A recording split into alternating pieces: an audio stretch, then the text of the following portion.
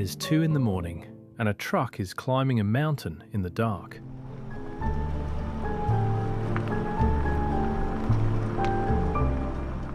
It carries tomatoes. Crates of them, grown in a valley 100 kilometers to the west, picked the day before.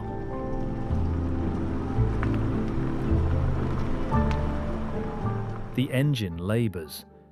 The road bends back on itself again and again, dragging its load up through a wall of rock that stands between the sea and the sky.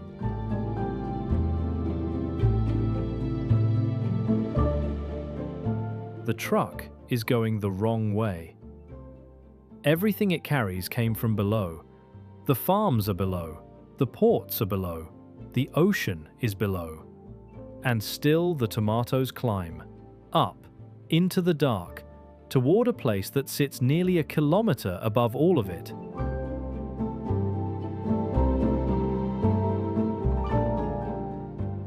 This is the strange arrangement of one of the great capitals of South America. It rests in a bowl in the mountains, close enough to the Caribbean to catch the salt on a clear day. And it can reach almost none of it without climbing. The water it drinks is pumped uphill. The food it eats is trucked uphill. Roughly half of everything the entire country imports is hauled up this same wall of rock. The capital sits above its own port, above its own coast, above the sea that should feed it.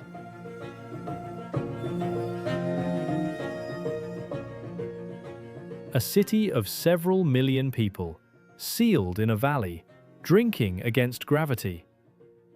How does a place like this stay alive, when everything it needs has to climb a mountain to reach it? The answer is a corridor. One road, 17 kilometers of asphalt, climbing 900 meters from the shoreline to the city. It is the only real link between the capital and its port. The only real link between the capital and its airport. Cut it, and the city is an island in the air. This is Caracas, and this is the story of the thin lines that keep it breathing.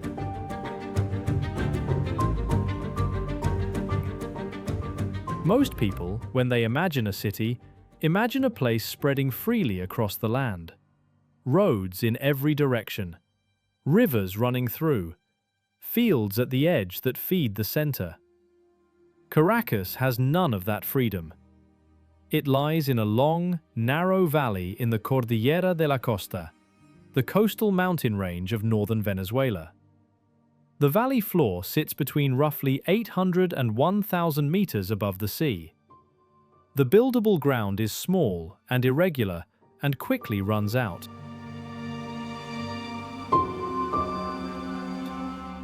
To the north stands a wall. The mountain is called El Avila by most, by its older indigenous name, Guaira Repano. It rises straight up from the valley's northern edge, green and unbroken, to peaks that climb past 2,700 meters at Pico Naiguatá. It is a single ridge of rock, and it stands between the city and the Caribbean Sea, which lies, as the crow flies, only about 15 kilometers away. The people of Caracas call this mountain the lung of the city. Nothing is built on it. By law, almost nothing can be.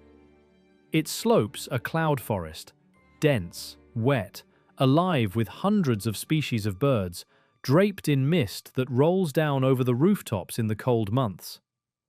In December, the locals say, "Pacheco has arrived," a phrase older than anyone can remember, named for a flower seller who once walked down the mountain into the city when the cold came. The mountain gives the city its air, its rain, its weather, and it takes something in return. Because the same wall that shelters Caracas also seals it in. The mountain that gives it cool evenings also stands between it and the ocean. The lung is also a cage.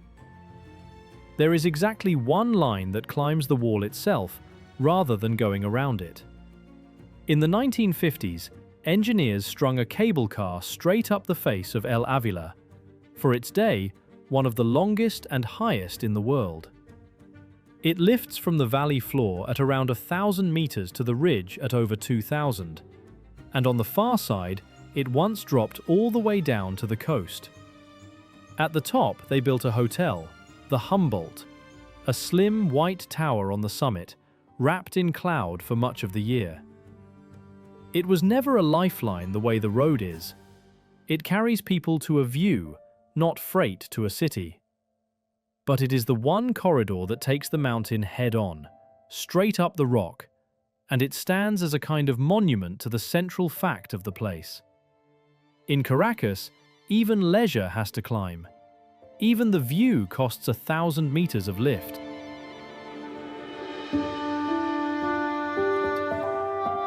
To understand why a capital ended up here, penned into a high valley with the sea just out of reach, you have to go back to the men who chose the ground.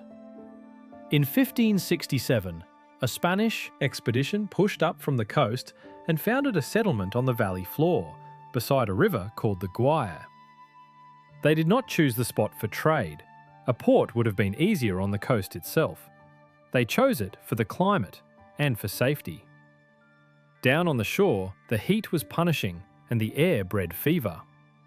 Up in the valley, 900 meters higher, the air was cool and dry and clear. And the mountain, the same wall that traps the modern city, was a fortress. Pirates raided the Caribbean coast for centuries. A capital hidden behind a ridge of rock, reachable only by a few narrow trails, was a capital that was hard to burn. The heart of that first city still stands on the valley floor, the Plaza Bolivar, laid out in 1567, the square the whole settlement grew around. From that single point, the city spread until it filled the flat ground, then pressed up against the slopes on every side and kept climbing. 4.5 centuries later, the same small valley holds several million people, stacked from the floor to the ridgelines, in a basin that was chosen, once, precisely because it was hard to reach. So the city grew where the air was good and the walls were high. For a long time, that was wisdom. But a settlement is one thing, a modern capital of millions is another. And the geography that protected a small colonial town would, 4 centuries later, become the central problem of a metropolis. Consider the river. The Guaira runs straight through the heart of Caracas, west to east, across the whole valley floor. A city with a river running through it should, by every instinct we have, drink from that river. Caracas cannot. For 1.5 centuries, the Guaira has been the city's sewer. Since the 1870s, the streams that feed it have carried away the waste of the growing city, until the river itself became too poisoned to support life. The fish are gone. The water that flows through the middle of the capital is water no one can touch. So here is the first knot in the system. A city in a valley, walled off from the sea. A river through its centre that it cannot drink. A population that has grown into the millions on ground that cannot feed it, and beside water it cannot use. Everything it needs is somewhere else, and everything it needs has to come up the mountain.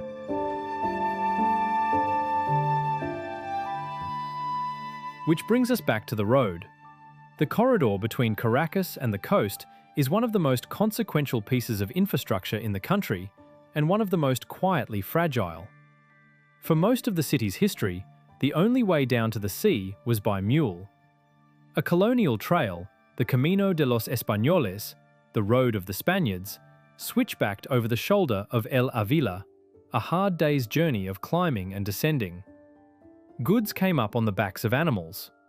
Later, in the 19th century, a railway was cut into the slopes, winding down to the port. Then, in the early 1950s, engineers did something audacious. They drove a modern motorway straight through the mountain. It was, for its time, a feat. 4 lanes. 2 great tunnels, one of them stretching nearly 2 kilometers through solid rock. 3 concrete viaducts, leaping across the ravines where the slope falls away too steeply for a road to follow.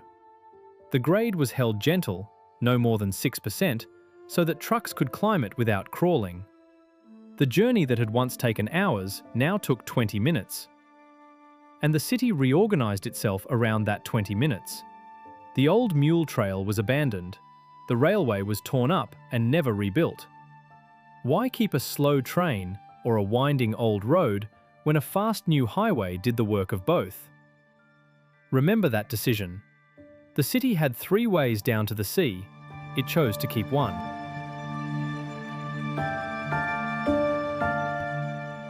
To see why that one road matters so much, you have to follow it to its bottom, down to the narrow strip of coast where the mountain falls into the Caribbean. There is barely any flat land there. The range drops almost straight into the water, leaving only a thin shelf between the slopes and the sea. And on that thin shelf sit 2 things the capital cannot live without.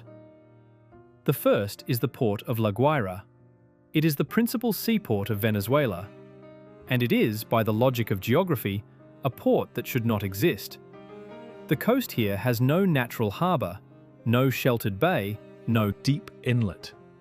It is an exposed stretch of shoreline with mountains pressing it from behind. La Guaira became a great port for one reason only. It is the closest piece of coast to Caracas. Through its docks passes a staggering share of the nation's trade. By long-standing estimates, around half of everything the entire country imports enters through this one port. The grain, the machinery, the medicine, the manufactured goods a modern nation cannot make for itself. Watch the cranes work and you see the system in miniature. A container ship eases against the dock. The gantry cranes, tall steel frames that ride the length of the quay, lift the boxes off the deck one at a time and stack them on the apron below. From there, trucks take them, and every one of those trucks, if its cargo is bound for the capital, turns toward the mountain and begins to climb. There is no other way up. The boxes that come off the ships at sea level have only one road to the city above. There is one thing on this coast the city does reach directly, without hauling it anywhere. About 20 kilometers offshore, the seabed rises into a ridge, the La Guaira Bank. Where the cold, deep water strikes that ridge, it is forced upward, carrying nutrients toward the surface, and the upwelling turns the water above into one of the richest fishing grounds in the Caribbean. The boats of the coast have worked it for longer than the port has existed, longer than the city above has stood. It is the one larder the capital does not have to lift. Everything else climbs the mountain. The fish, at least, are already at sea level, where the people who catch them live. But a city of millions cannot live on what a coastal fleet brings in. The fish feed the coast. The valley above still eats by truck.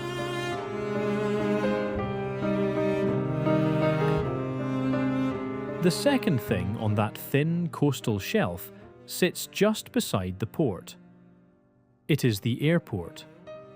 Simón Bolívar International, the country's main gateway to the world, was built on the same narrow strip of coast, at sea level, because there was nowhere in the valley to put it. The mountains leave no room for a runway 900 meters up. So the airport, like the port, was placed on the coast, beneath the wall. Roughly 200 flights move through it on a normal day. Every international arrival lands at sea level, and then faces the same climb as the tomatoes and the shipping containers. There is no rail line to the airport. The metro does not reach it. The only way from the gateway of the nation to the capital of the nation is that single motorway, winding up through the rock. Watch the two gates on the coast, and you see a quiet division of labour. The port takes the heavy, the slow, the bulk, the grain in its thousands of tons, the steel, the fuel, the things that can only move by sea. The airport takes the urgent and the light, the medicine that cannot wait weeks on a ship, the part a stopped machine needs now, the people. When the sea gate slows, the pressure shifts to the sky gate. When the sky gate closes, the sea gate carries more. But both empty onto the same thin coastal shelf. And from that shelf, everything, the slow tonnage and the urgent cargo alike, funnels onto the one road and begins to climb. The two gates of a nation, side by side at sea level, sharing a single mountain stair to the capital above. Concentrate a country's trade into one narrow place, and you have made that place efficient. You have also made it a single thing that can be lost. So consider what now hangs on one road. The port that lands half the country's imports. The airport that connects the country to the world. Both at sea level. Both reachable from the capital by one corridor, and one corridor alone. This is the meaning of the title's promise. The single corridor that keeps a capital alive is not a metaphor. It is a literal road. 17 kilometers of it.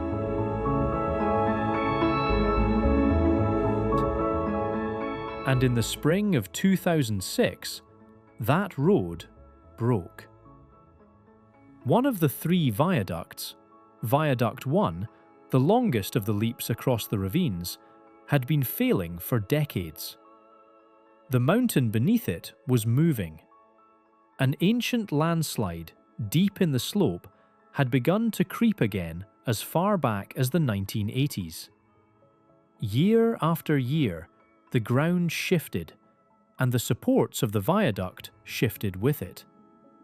Engineers patched it, reinforced it, watched it. But the hillside kept sliding, and a moving mountain is not something concrete can outlast. In January of 2006, the authorities closed the viaduct rather than risk a collapse with traffic on it. For weeks, the capital was severed from its coast. Traffic was forced onto a steep, narrow detour scratched along the old slopes. And then, on a morning in March, the span finally gave way and fell into the ravine. The city's main artery to its port and its airport was gone. For more than a year, the capital reached the sea only by that crawling, dangerous detour, until a replacement bridge could be built and opened. Nothing exploded. No one tells this as a disaster. But for a year, the principal gateway of a nation ran through a goat track because the one road that mattered had a single point that could fail. And it failed. Remember the city that gave up its railway and its old road? This is the bill that came due. When you keep only one way in, you are betting everything on that one-way holding. Down at the bottom of the corridor, in a small control house near the mouth of the Great Tunnel, that bet is watched over around the clock. The tunnel through El Avila is nearly 2 kilometers of darkness. Inside it, the air must be moved, or the fumes of thousands of vehicles would build until the tunnel choked. Banks of fans push the air. Lights line the walls. Sensors watch for stalled cars, for smoke, for the first sign of a blockage. And a crew sits through the night beside the electrical panels, ready to clear an accident the moment one happens. Because a single stopped truck in that tunnel can plug the only corridor between a capital and its coast. They are the night shift of the lifeline. Most of the city sleeps without ever knowing they are there. But the corridor only stays open because someone is awake, watching the dark, all night, every night.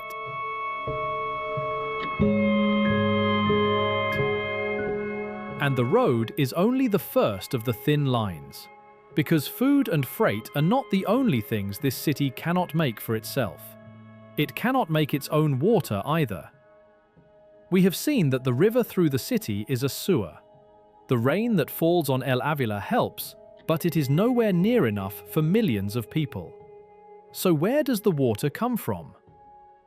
It comes from rivers in the lowlands to the south, from a system named for the Tuy River, a watershed that lies below and beyond the valley. And here the geography turns cruel again. The water is down there. The city is up here. The reservoirs that hold the supply sit lower than the city that needs it, so the water has to be lifted. This is one of the most remarkable and least visible machines in all of Venezuela. The Caracas aqueduct does not flow downhill into the city the way water has been brought to cities since Rome. It is pushed uphill, about a kilometer of vertical rise, by an enormous chain of pumps. The numbers are hard to hold in the mind. The system lifts on the order of 22 tons of water every second, raising it roughly 1,000 meters into the valley. To do it, the Tuy system relies on something like 140 pumping stations and a string of treatment plants, La Mariposa, La Guairita, Caujarito, where the water is cleaned before it climbs the final rise into the taps of the city. Stop and feel the shape of that.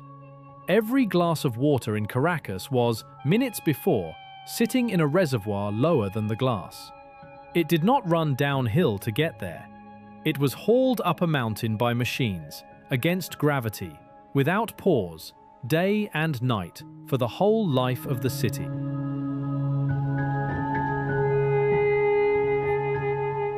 And machines that lift 22 tons of water a second do not run on nothing. They run on electricity, an enormous, relentless amount of it. By the estimates of the engineers who have run this system, the pumping of water consumes something close to 1/10 of all the electricity generated in the entire country. Not 1/10 of the capital's power, 1/10 of the nation's, just to push water uphill. One former head of the water utility put a single, chilling number on it. To merely start the Tuy pumps, just to bring them up from cold, takes around 600 megawatts of power. 600 megawatts before a single household tap has even opened. Remember that number, 600 megawatts to start the water. We will come back to what happens when there are not 600 megawatts to give. The men who ran this system know its arithmetic better than anyone. José María de Viana, who once led the company that supplies the capital's water, has spent years explaining a single uncomfortable truth: that the water of Caracas and the power of Venezuela are not two problems, but one. Norberto Bauson, who ran the utility before him, put the dependence in raw figures: the steady draw of power the pumps demand simply to keep the city wet. To them, the tap in a Caracas kitchen is the visible end of an invisible machine that begins at a dam 500 kilometers away. Turn the tap and you are drawing, however faintly, on a distant river. The two are wired together through the pumps, and neither engineer has ever been able to separate them. They built and ran the lifting machine, and they have spent the years since warning, to anyone who would listen, exactly what it costs to keep a city alive against gravity, and exactly what happens the day the power that lifts the water is not there. Down in the treatment plants, where the climb begins, the work never stops. The pumps run in banks, day and night, in a low mechanical thunder. The water comes in turbid from the rivers, passes through the basins where the sediment falls out and the chemicals do their work, and leaves clear, to begin its long lift toward the city in the sky. If the road is the artery that carries the city's freight, this is the artery that carries its water. And it runs uphill on borrowed power every second of every day. There is no version of Caracas without it. A city cannot store more than a few days of water in its tanks. Stop the pumps, and the countdown begins.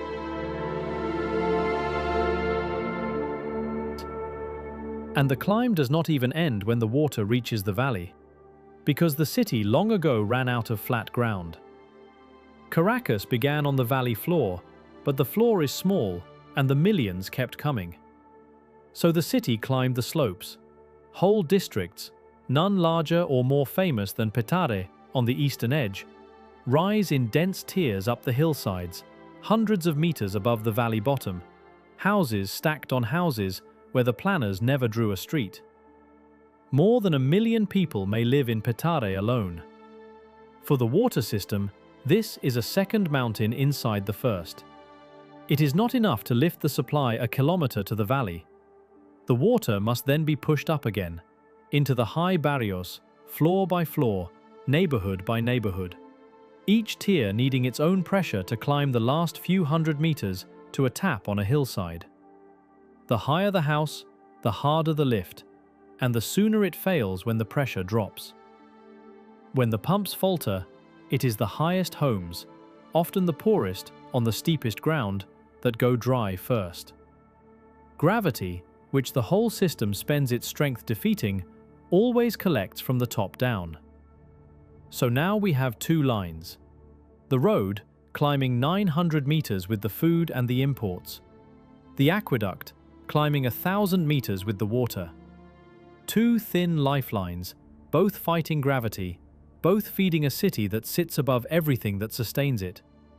And the city moves on a third.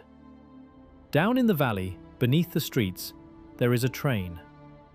The Caracas Metro opened in 1983, and from the start, it was the pride of the city.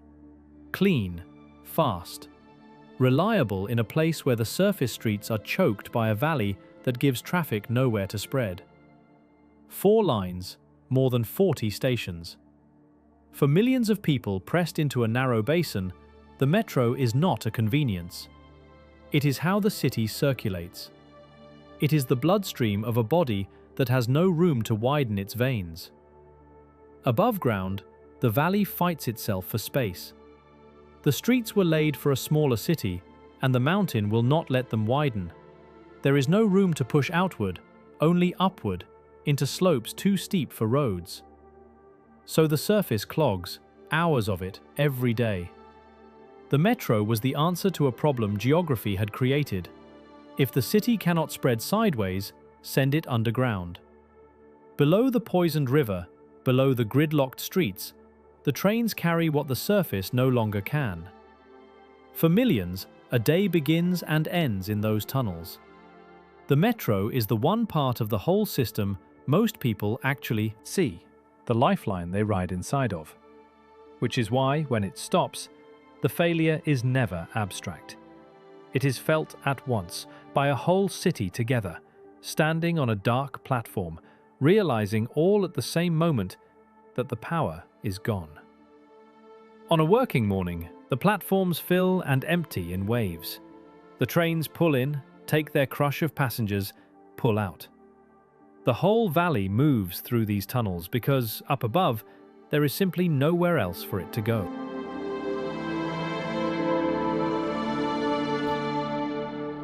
But the metro is a machine like the pumps are machines. It runs on electricity. And when the power fails, the bloodstream stops.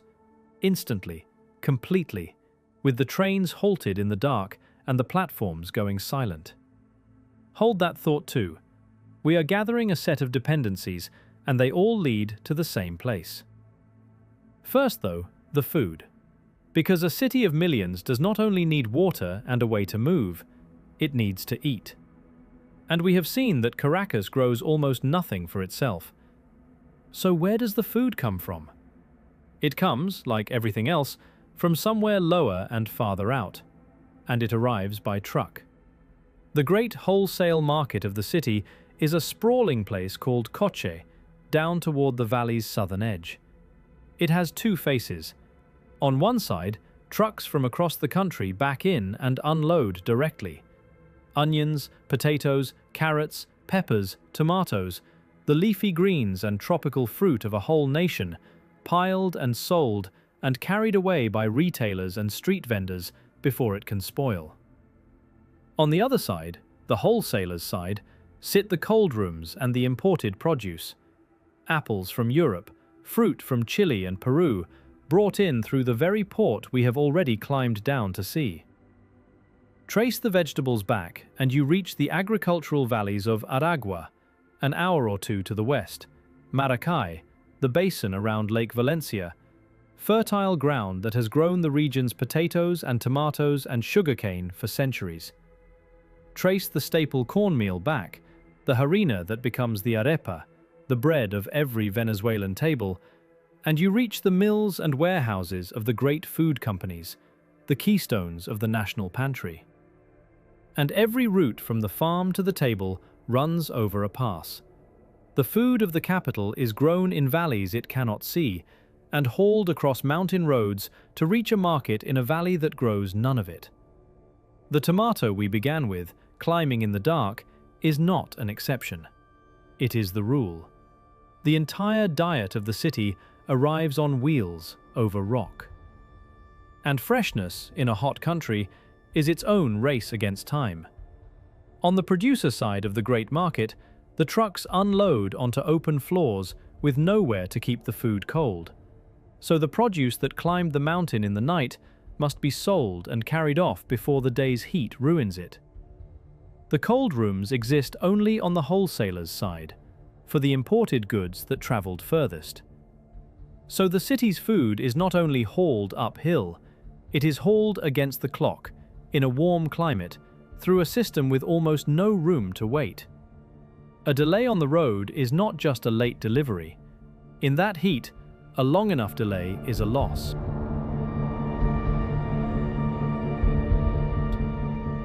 And the wheels themselves carry a dependency of their own. Every truck on the mountain road, every food lorry, every water tanker, every container hauler runs on fuel. Here lies one of the strangest knots in the whole arrangement. This is a nation built on oil, sitting on one of the largest reserves on the planet. Yet the gasoline that moves the capital is not made in the valley either. It is refined elsewhere and brought in. And when the fuel runs short, as it has, the whole chain of wheels slows with it. A water tanker with no diesel cannot climb to a dry hillside. A food truck with an empty tank does not reach the market. The fuel sits beneath one set of dependencies and props up all the others, because every lifeline that runs on wheels is, underneath, a lifeline that runs on fuel. By now, a pattern has surely formed. Whatever the city needs, water, freight, food, imports, flight, the answer is the same. It is not here. It is below or beyond, and it has to be carried up. The whole metropolis is an act of hauling, a city held in the air by a handful of lines, each climbing against the mountain, each one essential, none of them with a spare. Once there were spares. Remember the railway? Cut into the slopes in the 19th century that wound down from the city to the port of La Guaira. Remember the old colonial road over the shoulder of El Avila and the mule trail older still? For most of its history, the city had more than one way down to the sea. If one failed, another held. When the modern motorway was built, those redundancies were let go. The railway was lifted. The old road was left to decay into a slow, dangerous track. The logic was sound at the time. One fast highway did the work of all of them, and better. But redundancy is a thing you only miss the day you need it. The city traded 3 fragile links for one strong one, and a single strong link, however strong, is still single. The morning the viaduct fell, there was no railway to fall back on. There was no good old road. There was only the one corridor and a goat track beside it. This is the quiet cost buried under the convenience. Efficiency, pursued far enough, becomes fragility. The city made itself faster by making itself thinner. And the thinner a lifeline is, the more depends on it never breaking.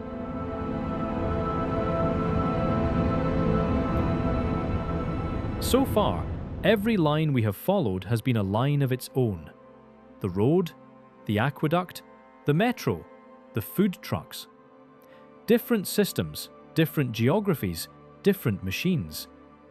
But they are not really separate. They are tied together at a single hidden knot.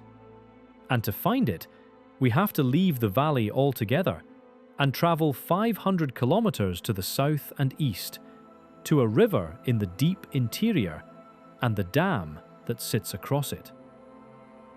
Everything we have seen runs on electricity. The pumps that lift the water, the metro that moves the people, the cranes at the port, the fans in the tunnel, the cold rooms full of imported food, the lights of the whole city. Pull power away, and one by one, every line we have traced goes slack. And here is the keystone fact of the entire story. The great majority of that electricity, by most accounts somewhere between 70 and 80% of all the power in Venezuela, comes from a single source. One dam. The Guri on the Caroni River, deep in the state of Bolivar.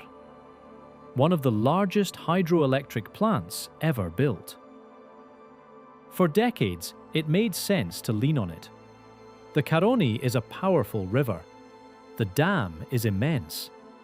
The water is free, the turbines vast, and a nation sitting on a giant could let it carry the load while the oil was sold abroad. But a nation that draws most of its power from one place has tied its fate to one place. And the power does not simply appear in Caracas. It has to travel 500 kilometers and more along some of the longest high-voltage transmission lines in the world, into a great electrical junction, a substation that fans the current out across the country. Through that one junction passes the overwhelming share of the nation's electricity on its way to the cities. One river, one dam, a few long lines, one substation, and then everything. The water of Caracas, the trains of Caracas, the lights of Caracas. All of it, ultimately, hanging on a chain that begins at a single point 500 kilometers away. A wiser grid would keep a second engine warm. Most nations that lean on one great source build thermal plants, gas, oil, to take the load if the main source stumbles. Venezuela built some. There is a thermal station on the coast itself, near the foot of the mountain. But over the years, the backups were leaned on less and maintained less, until many could not be relied on to start when they were needed most. So the redundancy that should have stood behind the dam thinned, in exactly the way the railway behind the road had thinned decades before. The pattern repeats at every scale of this story. One strong line, and the spares allowed to wither. For a long time, the capital, at least, was shielded, kept lit while the distant interior went dark, its pumps fed while other cities rationed. But a shield is only a priority, not a guarantee. It holds right up until the failure is too large to choose around. We have spent this whole journey gathering dependencies. The city depends on the road. The road depends on one viaduct holding. The water depends on the pumps. The pumps depends on power. And the power, in turn, depends on one far-off dam and the thin lines that carry it across a continent. This is the spine of the place. Nothing here works alone. Pull one part, and the rest follows it down.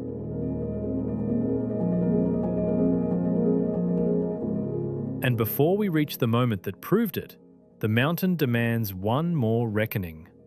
Because El Avila, the lung, the wall, the shelter, has shown the city the other thing it can do. In December of 1999, after days of rain heavier than anyone could remember, the slopes above the coast let go.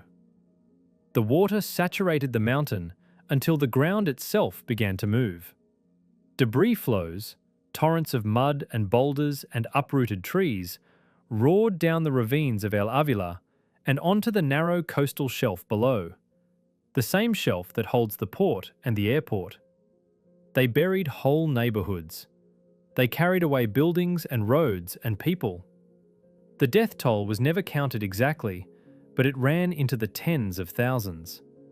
It remains one of the worst natural disasters in the modern history of the Americas.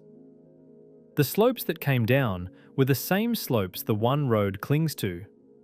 The same ridge that shelters the city from pirates and heat and coastal wind is a ridge that can, in a bad enough storm, turn to liquid and kill. The mountain gives the city its air and takes, when it chooses, whatever stands beneath it. The wall protects and the wall destroys. Both have always been true. The people who live below it have never had the luxury of forgetting either one.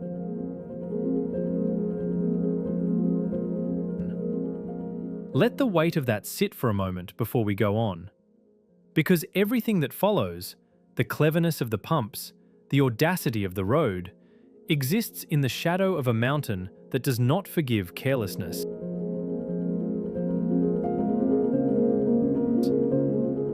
Now, the moment the whole system proved its own logic. It is March 2019, a warm afternoon in the interior. Far to the south and east, along the lines that carry power out of the Guaira Dam, something fails. The exact trigger has been argued over ever since, and we will leave that argument aside. What matters for our story is not the cause, but the cascade. The way one failure ran down the chain that the whole country had built. Because the substation that fans out the power from the dam could not hold. And when it dropped, it did not drop one city. It dropped most of a nation at once. The lights go out across the country in a single afternoon. And in Caracas, the dependencies we have spent this whole journey tracing begin to fall, one after another, in exactly the order the system dictates.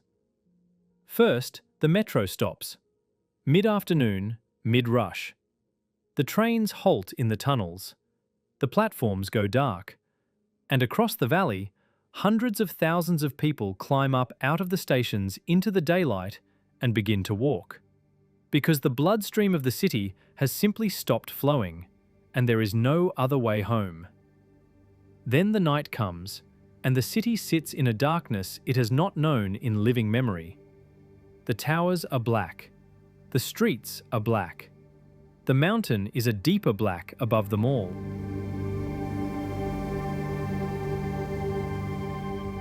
And then, over the following days, the deepest dependency of all begins to bite.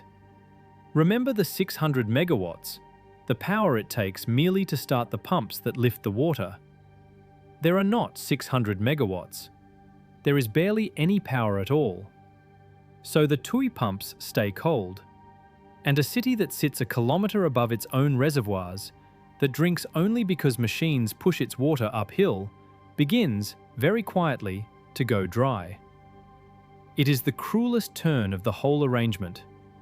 The water did not run out. The rivers were still there. The reservoirs were still full. But the electricity that lifts the water was gone, and so, for a city in the sky, full reservoirs below were as useless as empty ones. The taps slowed and then stopped. In the apartment towers, people did what people do. They went down to whatever water they could find at the base of their buildings, and they carried it back up the stairs, bucket by bucket, flight after flight, 10 and 12 and 14 floors, because the elevators, too, ran on the power that was gone. Those who could afford it paid for a tanker truck to fill the rooftop tanks. Those who could not queued. In the hospitals, where power and water are not conveniences, but the line between life and death, the failures stacked on top of one another in the worst possible way. The lights, the pumps, the cold storage, the machines that breathe for the sick, all of it leaning on the same grid, all of it going down together. And it reached even the things that do not look like infrastructure at all. With the power gone, the networks went with it. The phone signal thinned and failed. The card readers in the shops went dark, and in a city that had moved away from cash, a dead card reader meant that even those with money in the bank could not buy the bread on the shelf in front of them. The water you could not pump. The train you could not ride. The food you could not pay for. Each of them, in the end, the same failure wearing a different face. And it was not a single night. The darkness held for days, the longest the capital had ever known. Power flickered back in patches, only to fail again. Some 2 weeks after the first collapse, a second great blackout swept the same regions, as if to prove the first had been no accident, but a property of the system itself. Each time, the same sequence. The trains stop, the lights die, and then, on its own slow clock, the water begins to fall. Because the pumps cannot start without power that is not there. A city does not run dry in an hour. It runs dry over days, tank by tank, floor by floor, as the stored water that bought it a little time finally gives out. This is what the spine means, made flesh. It was never one failure. It was one failure that became all of them. Because the road, the water, the trains, the hospitals, the whole organism of the city were strung on the same thin chain. Pull the keystone, and the arch does not crack. It falls. And here, at last, the title pays out in full. The single corridor that keeps the capital alive was never just the road. It is the road, yes, the one motorway up from the port and the airport. But behind the road stands the aqueduct, climbing a kilometer with the water. And behind the aqueduct stands the power that drives its pumps. And behind the power stands one dam and one substation, 500 kilometers away. Each one is a corridor. Each one is single. And each one holds up the next. The capital does not rest on a single road. It rests on a single chain of single things, a stack of lifelines, each climbing against the mountain, each carrying the whole weight of the city at the point where it is thinnest. Remove any one of them, and a metropolis of millions, sealed in its high valley, simply stops.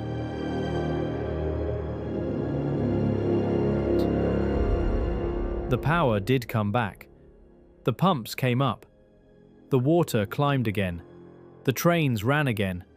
The cranes turned again at the port. And the trucks resumed their slow grind up the mountain in the dark. The city, as it has always done, gathered itself and went on. But it went on having seen, in the most literal terms possible, exactly how it is held up, and exactly how little it would take to bring it down. Stand on the shoulder of El Avila at the end of a clear day, and you can see the whole arrangement at once. The valley below, packed wall to wall with light. The towers in the center. The barrios climbing the slopes on every side, into ground the planners never meant to build on. And beyond the northern ridge, just out of sight, the dark line of the sea.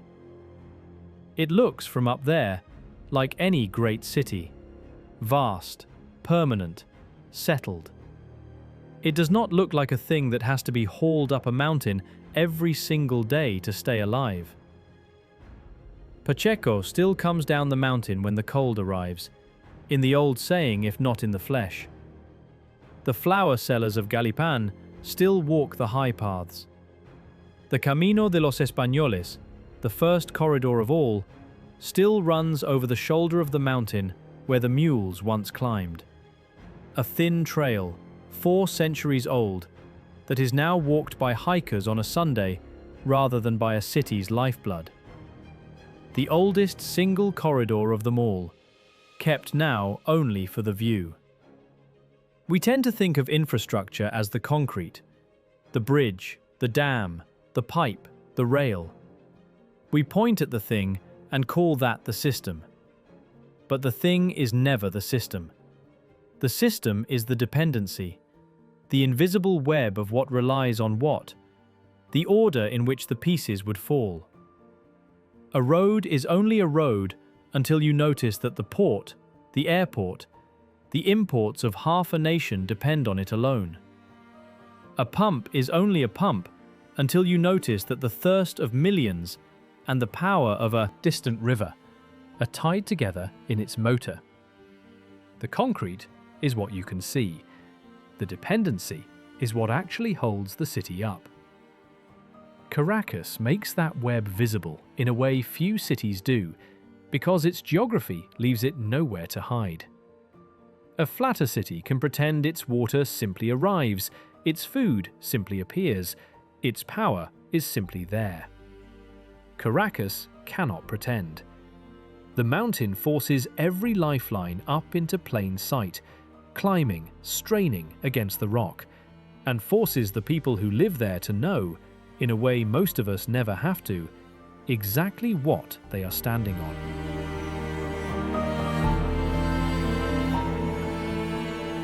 So, does the city work? Yes, every day.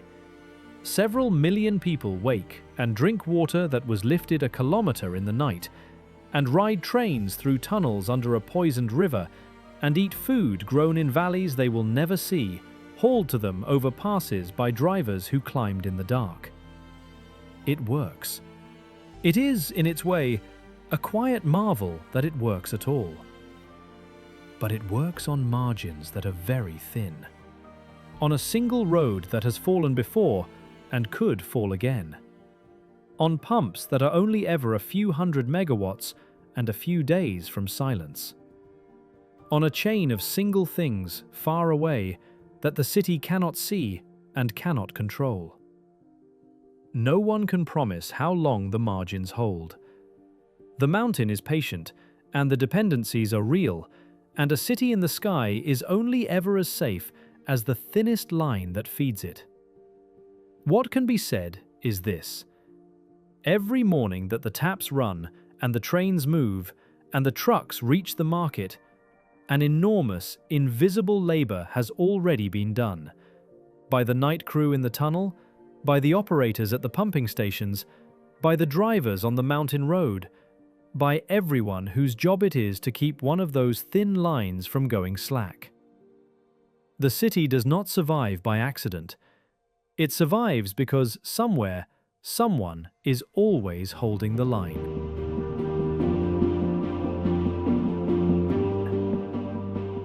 Thank you for climbing this mountain with me. If you found something here that made the world fit together a little differently, consider subscribing. There is always another place and another system waiting to be understood. Until the next journey.